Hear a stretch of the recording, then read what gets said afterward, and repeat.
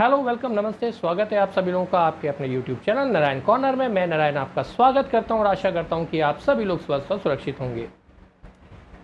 काफ़ी शोध और अन्वेषण करने के बाद आज एक विषय, जैसा कि आपने थंबनेल में देखा, मैं वो लेके आपके सामने प्रस्तुत हुआ हूं, जिसका शीर्षक है कि डिजिटल ट्रांजैक्शन जो हम लोग करते हैं, जो डिजिटल पेमेंट करते हैं हम लोग ऐप के थ्रू, बैंक्स के थ्रू, इंटरनेट बैंकिंग के थ्रू, एक्चुअल में ये इंटरनेट बैंकिंग ये किस तरीके से क्रियान्वय होता है और आरबीआई के इसमें क्या दिशा निर्देश हैं आरईज यानी कि रेगुलेटेड एंटिटीज को लेकर के। इस वीडियो में मैं आपके लिए वो भी जानकारी लेके आया हूँ कि किस तरीके से इसका एक प्रस्तावना है जो आरबीआई ने अपने मास्टर सर्कुलर में दी गई है, इसका शीर्षक किस तरीके से डिफाइन किया गया है, जो डिजिटल पेमेंट सिक्योरिटी के कंट्रोल्स हैं जो आरईज को अपने एप्लीकेशन को लॉन्च करते समय करने चाहिए, वो सारे कंट्रोल्स क्या हैं। साथ ही ASLC के बारे में भी हम इसमें चर्चा करेंगे, प्लस इसमें क्या ऑथेंटिकेशन फ्रेमवर्क इसमें बनेगा जो आरबीआई के द्वारा प्रतिपादित है, और इसमें रिस्क और कंट्रोल किस तरीके से मैनेज किया जाता है। वीडियो पर आगे बढ़ने से पहले आप सभी लोगों से निवेदन की प्लीज़ चैनल को सब्सक्राइब कर लीजिए, वीडियो को लाइक करना मत भूलिए और शेयर कर दीजिए ताकि ज़्यादा से ज़्यादा लोगों को इस तरीके की जानकारियाँ उपलब्ध हो सके। जब हम कोई भी डिजिटल पेमेंट या आज डिजिटल दौर में जिस तरीके से हम लोग पेमेंट्स करते हैं, वो पेमेंट कितनी सिक्योर है। हम लोग गूगल पे और अमेज़ॉन पे बहुत सारे पेमेंट ऐप आ चुके हैं।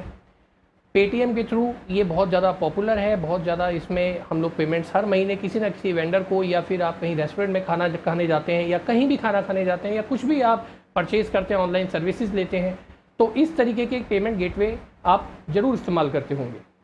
ये पेमेंट गेटवे की सिक्योरिटी किस तरीके से होती है, किन किन बातों का आपको ध्यान रखना चाहिए, एक्चुअल में ये कैसे संभव हो पाता है कि एक ही नाम के कितने लोग होते होंगे और उनके नाम से अकाउंट भी होते होंगे, एक ही बैंक में कितने लोग होते हैं जिनके नाम पे अकाउंट होते हैं।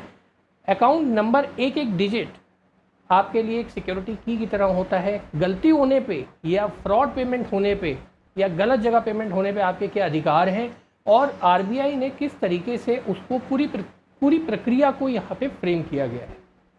बहुत ही इंपॉर्टेंट और बहुत ही रोचक विषय है। आशा करूँगा कि ये विषय आपको पसंद आएगा। तो चलते हैं अपनी स्लाइड की तरफ और जानकारी एकत्रित करते हैं कि मास्टर डायरेक्शन में किस तरीके से डिजिटल पेमेंट्स को सिक्योर और कंट्रोल्स किया जाता है। तो स्वागत है आपका स्लाइड पे। जैसा कि आपने शीर्षक में देखा था, जैसा भी आपको बताया कि किस तरीके से हम लोग डिजिटल पेमेंट सिक्योरिटी को कंट्रोल करेंगे। यहाँ पे मास्टर डायरेक्शंस क्या कहती हैं उस पर digital payment and security controls के बारे में। यहाँ पे सबसे पहले हम लोग जिन विषयों पे, जिन तथ्यों पे चर्चा करेंगे, उसमें सबसे पहले आती है इसकी प्रस्तावना यानी कि प्रिलिमिनरी, कि एक्चुअल में ये किसके अंतर्गत आता है, ये क्या है। दूसरा है लघु शीर्षक और प्रारंभ, शॉर्ट टाइटल एंड कमेंसमेंट। तीसरा है प्रवणिष्ठता यानी कि किस किस चीज़ों पे कैसे ये एप्लीकेबल होगा। उसके बाद आता है कॉमन कंट्रोल्स, कि किस तरीके से इसको कॉमन कंट्रोल्स किया जाएगा, जिसमें गवर्नेंस एंड मैनेजमेंट और सिक्योरिटी रिस्क शामिल होगा। साथ ही इसमें अदर जेनेरिक सिक्योरिटी कंट्रोल्स होंगे। एप्लीकेशन सिक्योरिटी लाइफ साइकिल यानी कि ASLC, और ऑथेंटिकेशन फ्रेमवर्क।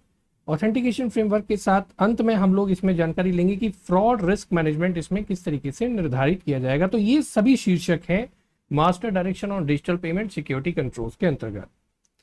अब यहाँ पे सबसे पहले चर्चा करते हैं प्रिलिमिनरी यानी कि प्रस्तावना की। प्रस्तावना में हमें ये कहा गया है कि ये बैंकिंग विनियमन अधिनियम यानी कि banking regulation act 1949, reserve bank of India act 1934 और payment and settlement system act 2007 के अंतर्गत रिजर्व बैंक द्वारा जो ये क्लासिफाइड किया गया है, जब तक ये एप्लीकेबल और जिस तरीके से ये नेसेसरी इसमें एड ऑन किया जाएगा यानी कि इसमें समाहित किया जाएगा, वो यहाँ पे सारी इसमें पॉइंट आउट की गई है बातें। साथ ही इसमें शॉर्ट टाइटल एंड कमेंसमेंट किस तरीके से होगा, यानी लघु शीर्षक और प्रारंभ कैसे करना है इसका। इसमें इसको जो कहा जाएगा digital payment security control directions 2021 कहा जाएगा, यानी कि आरबीआई के द्वारा जो ये डायरेक्शंस दी गई हैं उसका नाम ये रहेगा, reserve bank of India digital payment security controls directions 2021। और ये जो भी निर्देश है, ये जो आरबीआई की साइट है उस दिन से लेकर के और आने वाले 6 महीनों के बाद ही ये लागू होंगे, यानी कि जब ये डायरेक्शंस लागू हुई थी या जब इसमें एड ऑन किया जाएगा कोई भी फ्यूचर में, तो उस एड ऑन को वेबसाइट पे लागू करने के 6 महीने के बाद, यानी वेबसाइट पे जब वो डाला जाएगा उसके 6 महीने के बाद ही उसको एप्लीकेबल किया जाएगा। साथ ही इसमें जो एप्लीकेबल डायरेक्शंस हैं वो रेगुलेटरीज जो आरईज हैं उनको ऑलरेडी पहुंचा दिया जाएगा, जो कि department of payment and settlement system DPSS, department of regulation और डिपार्टमेंट ऑफ सुपरविजन यानी डीओएस ऑफ आरबीआई जो है इसमें आरईज के साथ, सेलेक्टेड आरईज के साथ इसमें सर्कुलर एडवाइजरी जारी करेंगे।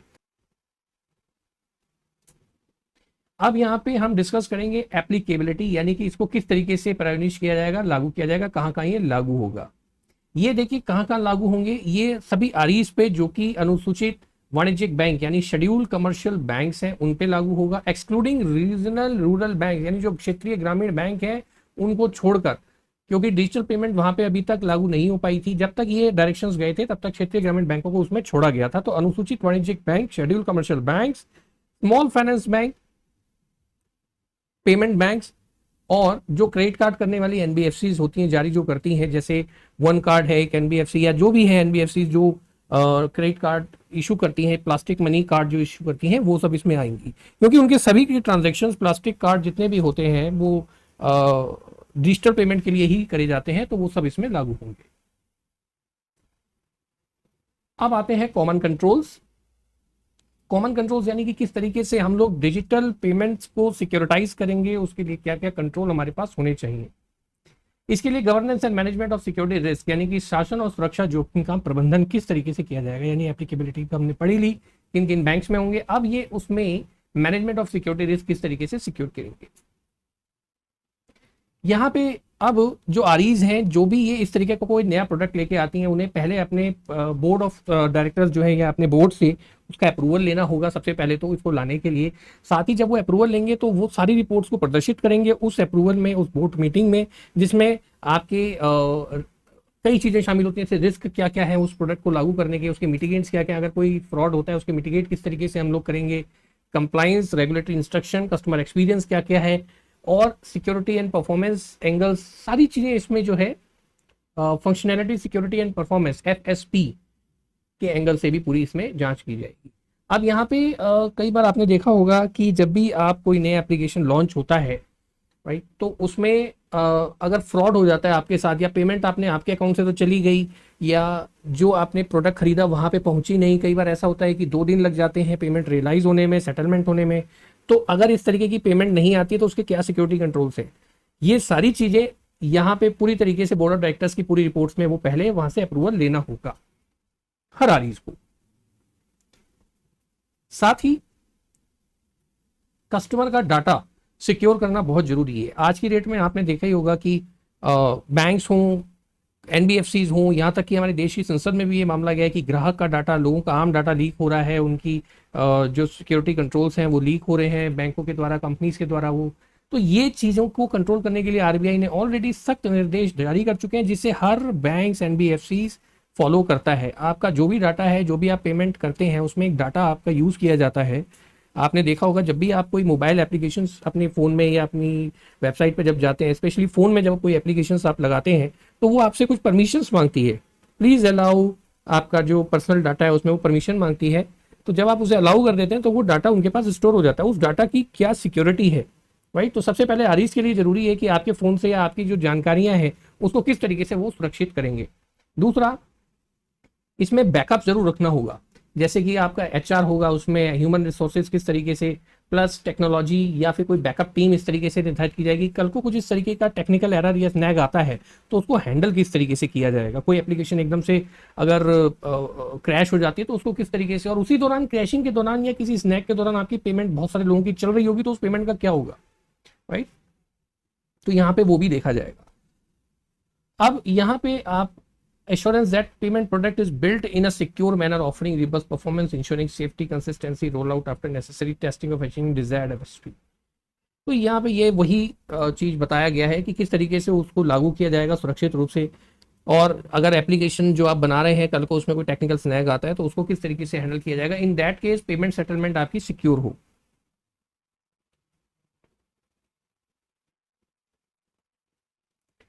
साथ ही कॉमन कंट्रोल्स यहाँ पे होगा कैपेसिटी बिल्डिंग के लिए, यानी कि आप आज 50 लोगों को आप ट्रांजेक्शन्स करवाने के लिए योग्य है, कल को वही बैंक एनबीएफसी, अगर आप सपोज कीजिए कोई एप्लीकेशन है जो किसी बैंक और एनबीएफसी की है, आज वो एक दिन में 1 लाख लोगों की ट्रांजेक्शन हैंडल कर सकती है, रियलाइज कर सकती है रियल टाइम डाटा के साथ। आगे चल के वो 2 लाख भी हो सकती है, 3 लाख भी हो सकती है, 5 लाख भी हो सकती है, यानी कि कैपेसिटी बिल्डिंग, यानी कि वो पेमेंट की कैपेसिटी की बिल्डिंग, ट्रांजेक्शन की कैपेसिटी की बिल्डिंग उसमें होनी चाहिए, प्लस स्टेबल होनी चाहिए। ऐसा ना हो कि आज एक साथ अगर 1 लाख ट्रांजेक्शन आ गई 1 मिनट के अंदर तो पूरी एप्लीकेशन ही हैंग हो गई। उसमें क्या होगा कि आपको ये भी डर रहेगा कि कल को आपकी डिजिटल पेमेंट कहीं स्टकअप हो गई किसी और अकाउंट में। आपने कभी सोचा है कि ऐसा कभी हुआ है कि 2 विनोद कुमार हैं या 2 सुरेंद्र कुमार हैं, ऐसे कितने ही हो सकते हैं जो सेम नाम के लोग होंगे जिनका एक ही बैंक में अकाउंट हो सकता है, क्या उनके अकाउंट नंबर सिर्फ उनकी सिक्योरिटी का कारण होते हैं कि वो अकाउंट नंबर, उनके जो पर्सनल डाटा है वो मैच नहीं होता। मैं आपको आश्वस्त एक और चीज से भी करता हूं कि अगर आपके 2 लोगों के सारा डाटा मिलता भी है, लेकिन अगर अकाउंट नंबर कभी सेव नहीं हो सकता, अगर अकाउंट नंबर में एक डिजिट भी अलग है, तो वो आपकी ट्रांजैक्शन बिल्कुल सिक्योर रहेगी। जहां आप पेमेंट करना चाहते हैं, जिसके पास पेमेंट आनी चाहिए वहीं आएगी। सुरेंद्र कुमार 2 व्यक्ति हैं, सेम बैंक में अकाउंट है, सिर्फ अकाउंट के आखिरी के एक डिजिट का अंतर है, तो भी उनकी पेमेंट सिक्योर ही रहेगी। और अगर इन दैट केस अगर पेमेंट आपकी किसी और अकाउंट में चली भी जाती है, तो जैसा कि आप लोगों को मैं पिछली वीडियोस में बता चुका हूं, 3 दिन के अंतर्गत आपको फ्रॉड ट्रांजैक्शंस की रिपोर्ट अपने बैंक एनबीएफसी को देनी होती है और वो पेमेंट आपकी वापस रियलाइज हो जाती है। लेकिन शर्त यह है कि 3 दिन के अंदर आपको ये रिपोर्ट करनी होती है इस तरीके की ट्रांजेक्शन। अब यहाँ पे अवेलेबिलिटी ऑफ सिस्टम इतना एफिशिएंट होना चाहिए कि कस्टमर सर्विस में कोई डिसरप्शंस या कोई ऐसी रुकावट ना आए। जैसा मैंने अभी ऊपर विस्तार में बताया था कि एप्लीकेशंस आपकी इतनी स्ट्रॉन्ग स्टेबल होनी चाहिए कि कस्टमर सर्विस में कोई रुकावट ना आए। आपने पेमेंट के लिए पे कर दिया, आपके बैंक से कट भी गया, अब वो हैंग ऑन हो रहा है, वो पेमेंट चल रही है, यानी कि वो पेमेंट आपकी लॉन्गर टर्म में जारी है। हर डिजिटल पेमेंट 5 सेकंड के अंदर अंदर आपके स्क्रीन पे पेमेंट डन होनी चाहिए। अगर 5 सेकंड से ज़्यादा लग रहे हैं, मतलब आपकी एप्लीकेशन स्टेबल नहीं है, वो उतनी कैपेसिटी की नहीं दिख पा रही है जितनी कि उसे होना चाहिए। साथ ही इसे एक इफिशिएंट और इफेक्टिव डिस्प्यूट रेजोल्यूशन मैकेनिज्म हर बैंक और एनबीएफसी को बनाना होगा, जो कि डिजिटल पेमेंट्स की जो भी शिकायतें हैं उससे रिलेटेड जो भी प्रॉब्लम्स हैं उसको सोल्यूशन के लिए वो समय निर्धारित करेगा। जैसे कि कुछ बैंक्स एनबीएफसी ने बोला है कि कोई भी फ्रॉड ट्रांजैक्शन डिजिटल पेमेंट के थ्रू से होती है तो 3 दिन के अंतर्गत आप उन्हें बताएं और वो उसका सोल्यूशन आपकी पेमेंट को सिक्योर करके देंगे। इस तरीके का मैकेनिज्म आपको बनाना होगा। साथ ही अगर कहीं पर भी कुछ इस तरीके का प्रॉब्लम्स आती हैं तो एक करेक्टिव एक्शन किस तरीके से होगा ये मैं ऊपर बता चुका हूँ। वही करेक्टिव एक्शन होता है कि आप 3 दिन के अंदर किसी भी फ्रॉड ट्रांजैक्शंस के बारे में आप बैंक को सूचित करें और बैंक उसका समाधान आपको पेमेंट सिक्योरिटी के रूप में देगा।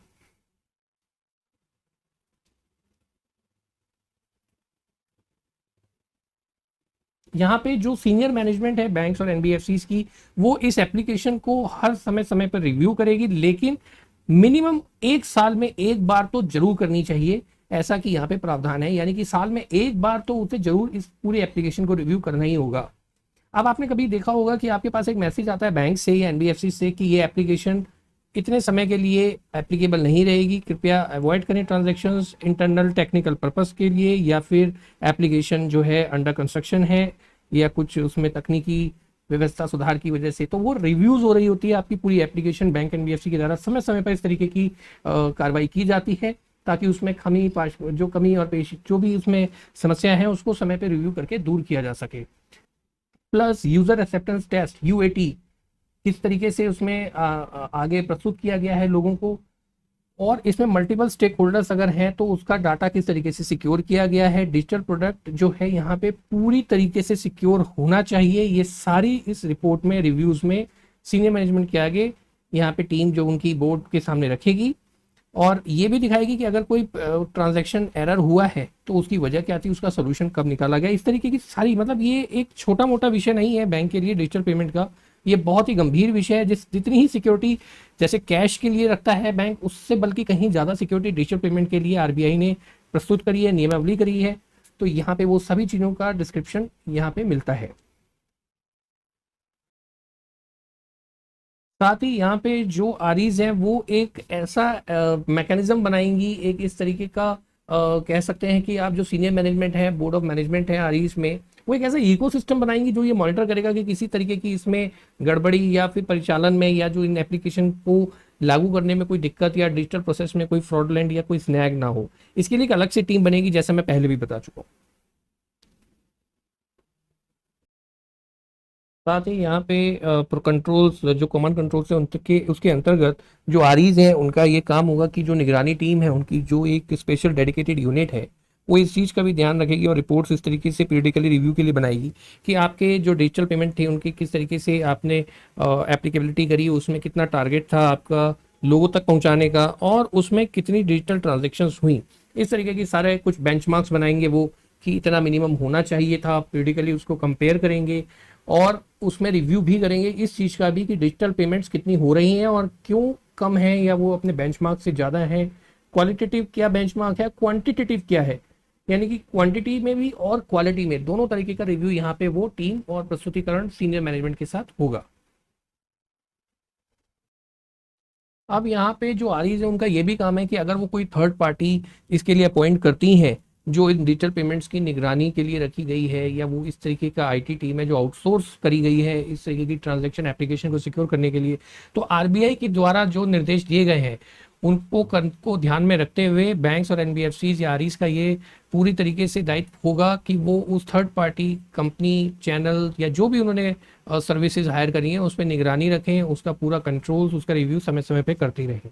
ऐसा नहीं कि वो किसी भी कंपनी को वो टेंडर दे दें कि आप ये हमारी एप्लीकेशन को सिक्योर पेमेंट को आगे निगरानी रखेंगे, उस पर विजिलेंस करेंगे और वो बाद में जाके वो सर्विस में उनके एरर आने शुरू हो जाए। तो यहाँ पे ये आरईज का ये भी काम रहेगा। जो डिजिटल पेमेंट करते समय जो एंड यूज़र है उसकी जो रिस्क असेसमेंट है उसमें कुछ चीज़ों को शामिल यहाँ पे किया गया है। वो चीज़ें आरबीआई ने यहाँ पे कुछ लिखित करी गई हैं जो कि उस यूज़र अकाउंट के साथ यहाँ पे प्रदर्शित हैं। सबसे पहले तो है कि जो टेक्नोलॉजी स्टैक और सोल्यूशन यूज्ड उसमें किए जा रहे हैं उसके लिए क्या समाधान है। डिजिटल उत्पाद यानी कि जो हमारे प्रोडक्ट हैं, डिजिटली प्रोडक्ट, उसमें प्रत्येक टच पॉइंट में ज्ञात कमजोरियों और इकाइयों द्वारा की गई उपचारात्मक कार्रवाई यानी कि रेमेडीज एक्शन, उसके लिए क्या किए गए हैं। तीसरे पक्ष की सेवाओं पर निर्भरता और ऐसे प्रदाताओं की निगरानी यानी कि थर्ड पार्टी एप्लीकेशंस जो भी हम लोग ले रहे हैं, सर्विसेज ले रहे हैं, उस पर ओवरसाइट किस तरीके से हम लोग उसमें डिपेंडेंट हैं तो सिक्योरिटी कंट्रोल करेंगे। इसके अलावा चौथा है कि जो आरईज हैं उन संस्थान के आंतरिक और बाह्य यानी बाहरी रूप से दोनों प्रणालियों के साथ डिजिटल भुगतान प्लेटफॉर्म के एकीकरण से उत्पन्न होने वाला जोखिम और उसमें कोर सिस्टम और भुगतान प्रणाली ऑपरेटरों के सिस्टम शामिल हैं। और ऐसे प्रोडक्ट का उपयोग करने के लिए जो नेसेसरी ग्राहक अनुभव यानी कि कस्टमर एक्सपीरियंस है, कन्वीनियंस एंड टेक्नोलॉजी एडॉप्शन जो इस तरीके का होगा उसमें यहाँ पे शामिल किया जाएगा।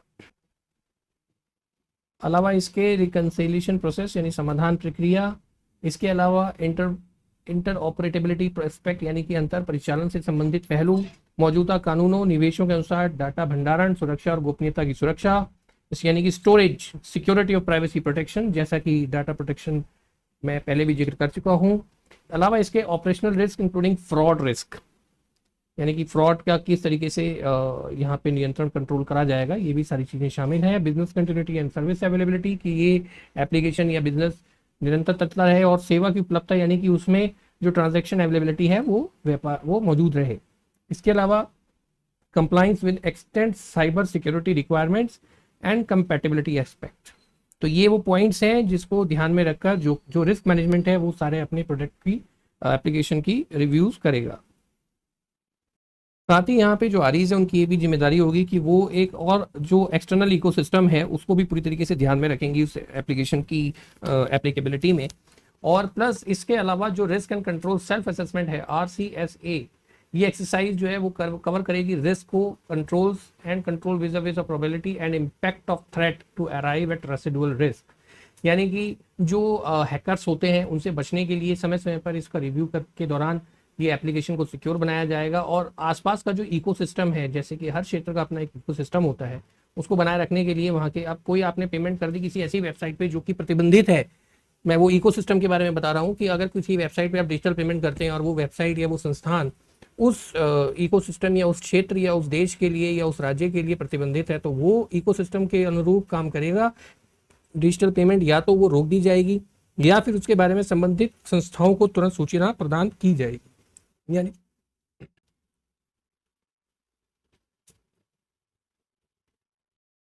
साथ ही यहाँ पे जो आरईज है उनका ये भी काम होगा कि जो यहाँ पे आर्किटेक्चर है, टेक्नोलॉजी प्लेटफॉर्म है, उसका रिव्यू समय समय पे करते रहें। उसमें अगर किसी तरीके का कोई स्नैग है या कोई एक ऐसी अवांछनीय इंफ्रास्ट्रक्चर बना हुआ है जो ज़रूरत नहीं है लेकिन फिर भी वो उस समय एप्लीकेशन में मौजूद है, तो उसको किस तरीके से मिनिमाइज़ किया जा सकता है। अब यहाँ पे सरल शब्दों में मैं आपको बताता हूँ कि आप कोई एक ऐसी एप्लीकेशन के थ्रू पेमेंट करते हैं जिसमें दो चार ऑप्शन ऐसे हैं जो ज़रूरी नहीं है बताने कि आप ये पेमेंट किसके लिए कर रहे हैं, पहुँचना। देखिए, कुछ ज़रूरी जानकारियाँ तो मांगी जाती हैं, जैसे कि आप अगर कोई डिजिटल पेमेंट कर रहे हैं, बैंक टू बैंक ट्रांसफ़र कर रहे हैं, तो जाहिर सी बात है अकाउंट होल्डर का नाम, उसका सेविंग अकाउंट नंबर, उसका आपका आईएफएससी कोड वगैरह जो भी है वो सब मांगा जाता है। लेकिन ये पूछना कि ये पैसे किस लिए गए हैं, ऑप्शनल हो सकता है कि आप किस लिए पेमेंट करना चाह रहे हैं। ये पूछना कि जिसके पास ये अकाउंट जा रहा है उसकी ये अकाउंट कब खुला था, ये कुछ इस तरीके की इन्फॉर्मेशन है जो वांछनीय नहीं है, जो ज़रूरी नहीं है। अगर इस तरीके की कोई एप्लीकेशन में डाटा मांगा जाता है तो ये आरईज का काम है कि अनवांटेड फीचर जो है उस प्लेटफॉर्म से किस तरीके से उसको कंट्रोल किया जाए जिससे कि टेक्निकल स्नैक कम से कम हो।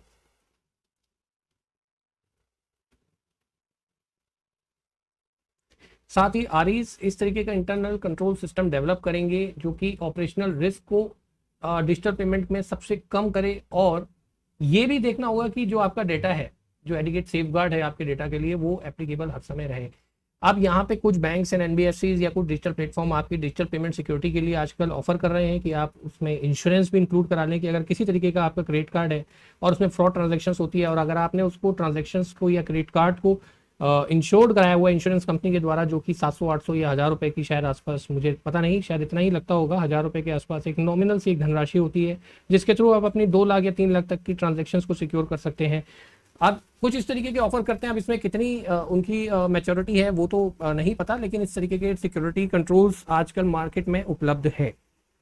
साथ ही ये भी इंश्योर किया जाएगा कि डिजिटल पेमेंट आर्किटेक्चर जो है, जो आपका पूरा प्लेटफॉर्म बना हुआ है, वो लार्ज स्केल पे पेमेंट एक्सेप्ट करने के लिए कैपेबल है भी या नहीं। यानी कि आपको एक ऐसा प्लेटफॉर्म बनाना होगा, जैसे मैंने स्टार्टिंग में बताया था, कि एक ऐसा एप्लीकेशन जो 500 लोगों की ट्रांजैक्शन भी एक टाइम में संभाल सके रियल टाइम डाटा के अनुसार, और 1 लाख लोगों की ट्रांजैक्शन भी एट द टाइम वो कैपेबल हो संभालने के लिए। ऐसा ना हो कि वो ट्रांजैक्शन, वो एप्लीकेशन हैवी ट्रांजैक्शंस में क्रैश हो जाए और लोगों की पेमेंट इधर से उधर बिखर जाए। तो इस तरीके की एप्लीकेशंस नहीं होनी चाहिए। इसका रिव्यू बोर्ड ऑफ डायरेक्टर्स के सामने रिपोर्ट के तहत समूह हर पीरियडिकली इंटरवल में ये होना चाहिए।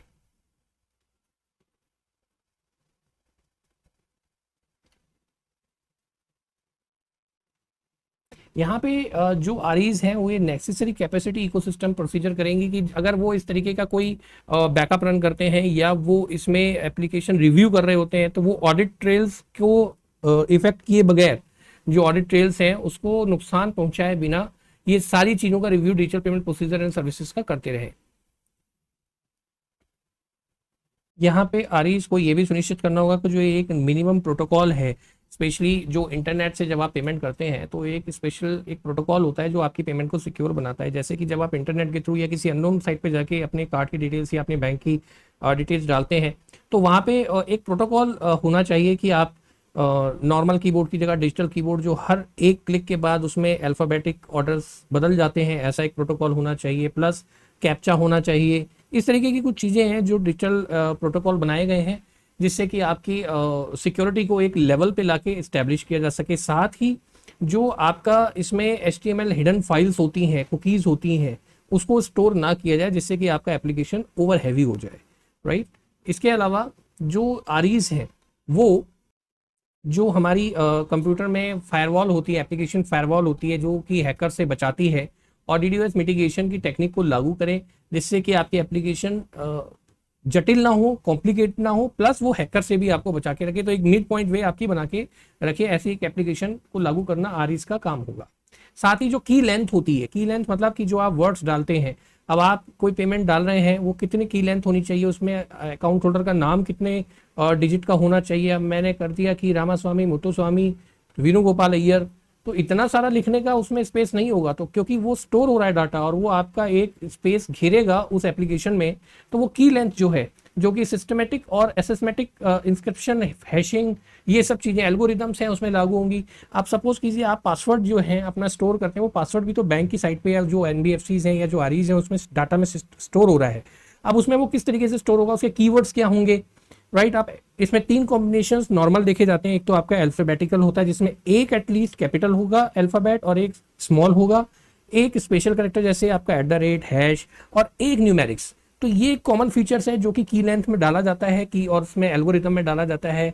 प्लस इसमें डिजिटल सर्टिफिकेट जो है वो रिव्यूज किए जाते हैं ट्रांसमिशन चैनल के, processing of data, authentication purpose, ये सारी चीज़ें, मतलब दिस इज द लैंग्वेज। मैं आपको इसका एक निष्कर्ष बता रहा हूँ कि इस तरीके की जो की लेंथ और सिस्टम एसेसमेटिक और सिस्मेटिक इंस्क्रिप्शन है, हैशिंग एल्गोरिथम, इन सबका रिव्यू भी किया जाएगा और वहाँ के जो भी लॉ ऑफ रेगुलेशन है ये उसी के अनुरूप होगा, इससे अलग नहीं होगा।